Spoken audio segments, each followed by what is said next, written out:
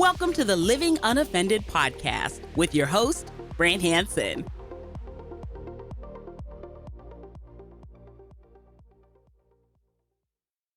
So it's true. Anybody can love the people, capital T, capital P, the people. I love the people. I stand for the people. Yeah, that's easy. The problem is, what about Steve next door? What about that guy? Much harder. We love people in theory. We love the idea of the people. This is a democracy of the people. I love the people. Yeah, some of the biggest advocates of the people have been some of the worst dictators of all time because they actually don't love people. They love the idea of people. It's easy to love the idea of people, but what about Miriam at work? What about Liz across the street? What about that particular politician? Now we're talking. That is a much more profound struggle, and that's where it's at. Because when Jesus is talking about loving the enemies, I've heard this described in Greek, and I don't speak Greek and I don't know it, but they talked about that, the passages where Jesus talks about this, and he has every opportunity to say, enemies should be loved. All enemies should be loved. Like the enemy, the Roman people should be loved. But he's not. He's telling us a very personal thing about our personal enemy should be loved by us. We should love that person. So it's not just people in theory. It's the actual people who drive me crazy around me. The actual people who I need to forgive.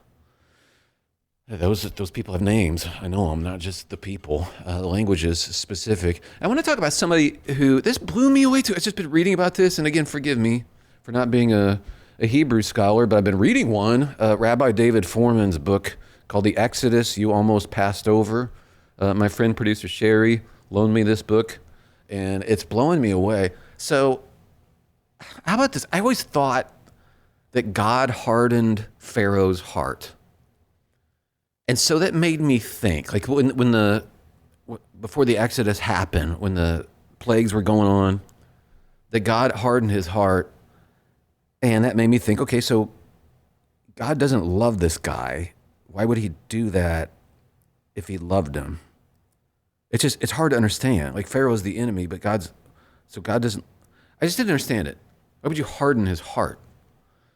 Well, what's wild about this whole story, and I won't do it justice, but Foreman does such a good job if you want to read it, but he meticulously explains how God is trying to lovingly convince Pharaoh and the Egyptians that there is one God and that it's him and that he's a loving God. So this is all, again, it's very meticulous. But the wild thing is the English translations that I've read and you've read about how God hardens his heart is actually, according to this Hebrew scholar, not a good translation. The actual best translation is he strengthened his heart. He didn't harden it. And the reason Foreman says that he would strengthen Pharaoh's heart was he didn't want Pharaoh just backing down out of pure fear. Like, oh, wow, we just lost. We just got to have all these frogs. That's crazy. Okay, I give up. Without actually coming to an understanding about who Yahweh really is. That there is only one God. So he didn't want it just to be an automatic fear response. He wanted to strengthen his heart to not do that, to be brave. But hopefully to draw him into the conclusion that all these plagues should have brought him to over time, that all of these separate gods, they have separate gods in nature. It's just normal human understanding a lot of times is that there are certain gods of fire and certain gods of rain and certain gods of this and certain gods of that. But having them all of these forces being brought together instead of being clashing should have been a huge signal to Pharaoh that his entire cosmology was off, that his idea was off. And I can't do it justice, but Foreman does a great job of explaining that. And it made me realize, oh my goodness, God's still trying. He wants Egypt under his wing too. He wants these people under his wing too. So you can read that if you want, but it made me think about God's love for us and love for our enemies in a new way. Also, just noticing, I don't even know what to make of this, and I'm sorry, I know that the guy who's doing a podcast is supposed to be an expert on stuff, but I want to make you think about this with me. If it's okay, struggle with it with me.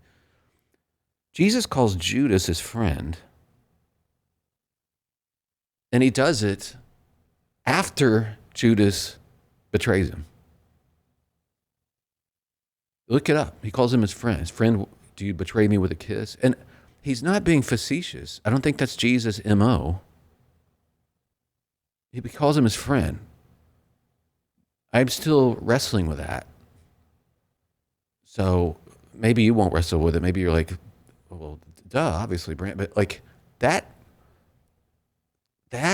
mentality, that approach that God has towards human beings who have made themselves enemies is remarkable. And it's not, Judas isn't theoretical. Like, I love people. No, I love the guy who just kissed me to betray me, who previously was my friend and follower.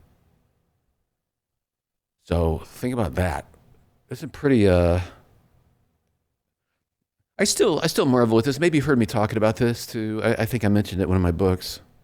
But in John chapter 13, Peter's saying, I'll go wherever you go. At the Last Supper, Jesus is saying, I'm leaving. You can't follow me. Peter's like, I'm going.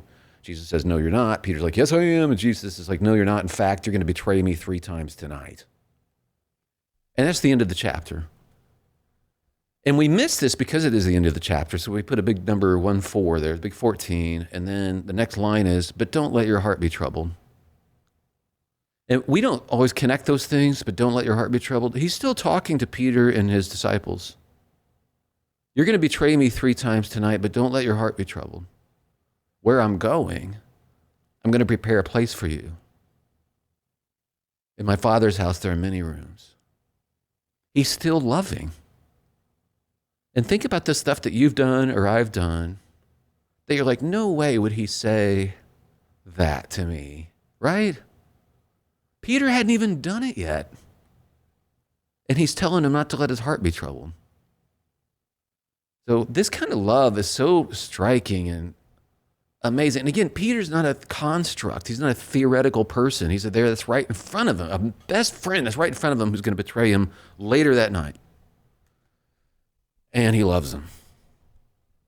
So like blessing my enemy, and I can put a name to this person. Well, I need to pray for this person specifically, and I'm missing out if I don't.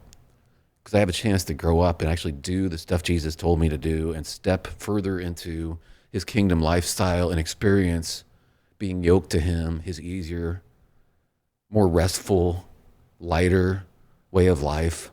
This is where the good stuff is. You've been listening to the Living Unoffended podcast with Brant Hansen. Make sure to like, subscribe, and share. And if you'd like more information on Brant Hansen, his book Unoffendable, and more, go to branthansen.com.